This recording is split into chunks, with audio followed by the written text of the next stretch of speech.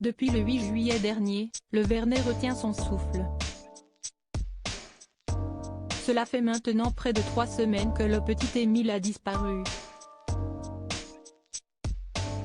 Dans ce village de Haute-Garonne, l'annonce de cette nouvelle avait eu l'effet d'un raz de marée, au sens propre, comme au sens figuré. Depuis les événements, les locaux ont vu défiler des vagues d'inspecteurs, de gendarmes et de journalistes par centaines. Un flux de circulation inhabituel pour ce hameau d'ordinaire paisible, peuplé de seulement 123 habitants. Au terme de 2 phases de recherche, les forces de l'ordre n'ont toujours pas retrouvé le petit Émile. Pourtant, cette constante tension exercée sur le village commence à se faire sentir.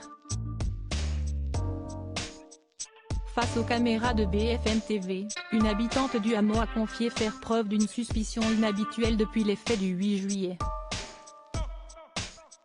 Ce matin, j'ai vu un chien qui tournait autour d'une voiture, a-t-elle expliqué à nos confrères. Il tournait, il essayait de regarder à l'intérieur, moi je n'ai rien vu. Mais j'ai tout de suite pensé à l'enfant. C'est vrai que si est pénible d'avoir des sentiments qui arrivent en soi, où on devient suspicieux de tout le monde. Je crois que j'ai découvert une facette de moi que je ne connaissais pas.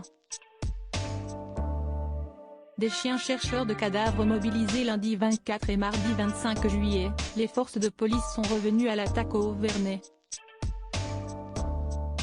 Une deuxième session de recherche a été entamée, en faisant usage de drones et de chiens chercheurs de cadavres. Car si tous espèrent retrouver le garçonnet de 2 ans et demi vivant, les inspecteurs préfèrent n'écarter aucune hypothèse. À l'heure actuelle, personne ne sait si le petit Émile est encore vivant, s'il a succombé à une chute ou s'il a été la victime d'un grand prédateur. Article écrit en collaboration avec 6 médias Crédit Photo, capture d'écran BFM TV.